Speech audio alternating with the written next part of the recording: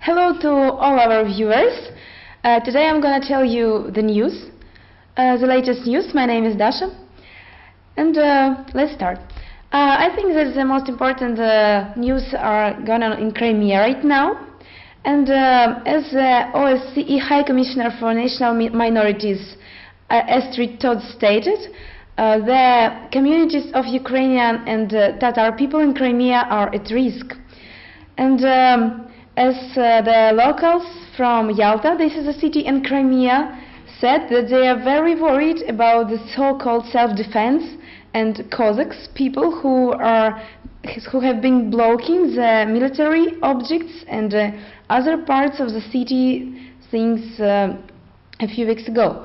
And as the military forces of Crimea say, the so-called self-defense people, they demand from them to give up and to swear allegiance to Crimea instead of Ukraine. And who are those mysterious self-defense people with weapons who are now walking in Crimea without any signs, without telling their names and without any identity? Putin said that there are no Russian armed forces in Crimea right now. However, some journalists of Russian newspaper, that is called New Newspaper, have found out that the armored vehicles of this so-called self-defense have taken part in many military parades on some celebrations in Moscow. And also some journalists talked to some of those people, and they said that they are from Russia. And our official border service stated that at this moment there are around 30,000 Russian armed forces in Crimea. And this was stated by Ukrainian General Mikhailo Koval.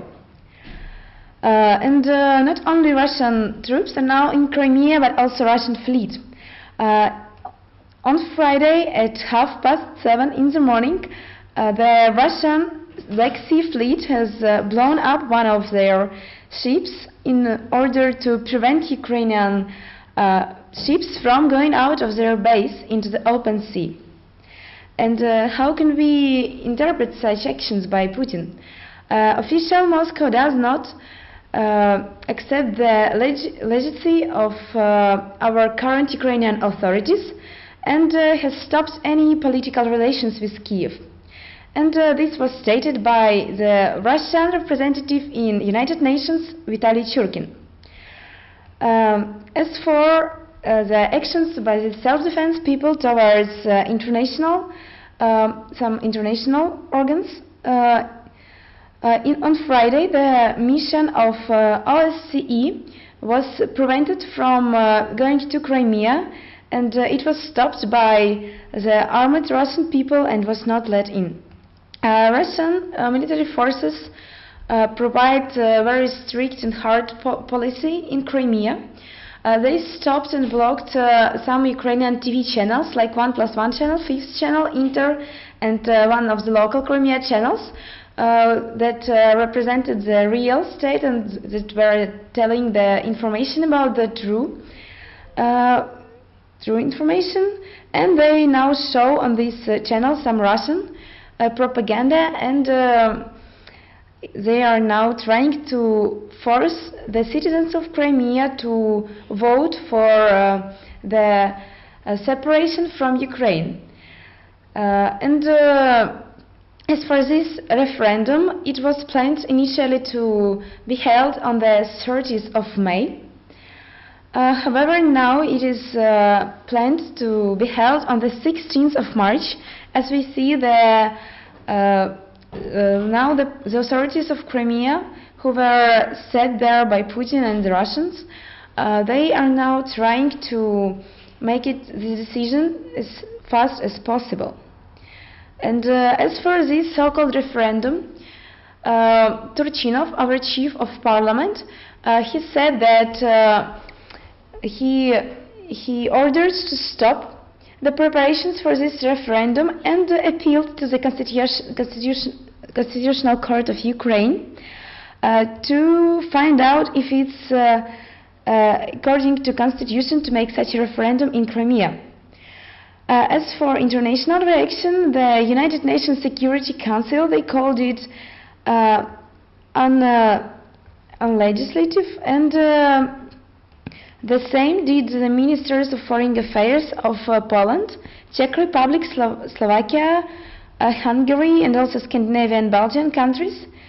And they condemned not only the referendum but also the Russian interference into Ukrainian business. Also, there has been a conversation between Putin and the President of the USA, Obama. And during this conversation, Obama condemned the actions of Russia, and he stated that the actions of Russia are forcing the sovereignty of Ukraine and the territory of Ukraine.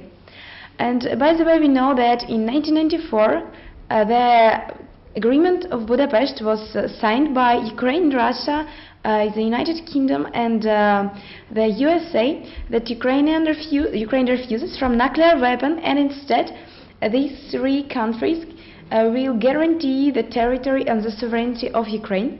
And now we see that Russia forces this international agreement, and the international community reacts in a way that it condemns the actions of Russia.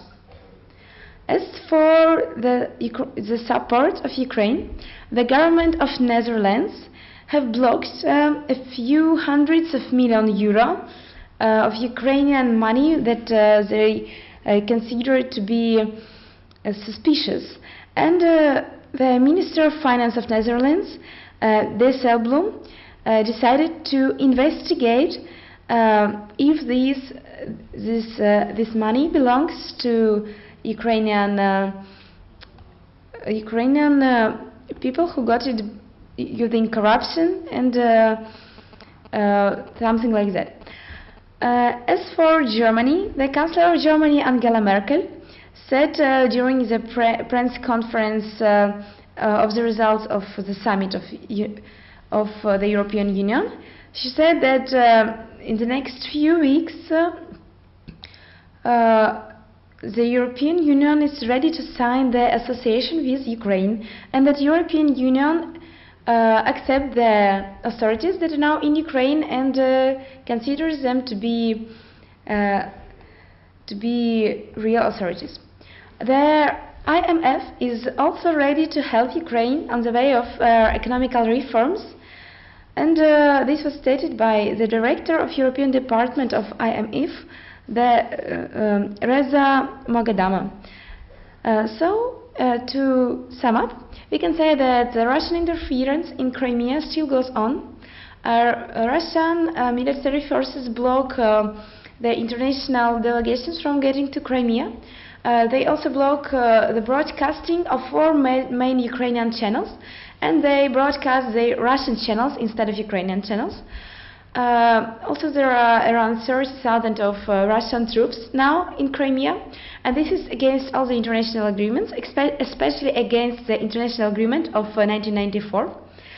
The international community condemns the actions of the Russian government, and the European Union and the IMF are ready to help Ukraine to establish some economical reforms and to become a prosperous country. So that's all for today. Thank you very much for your attention. Stay with us. You can still watch our live broadcasting, our streams, and thank you for being with us.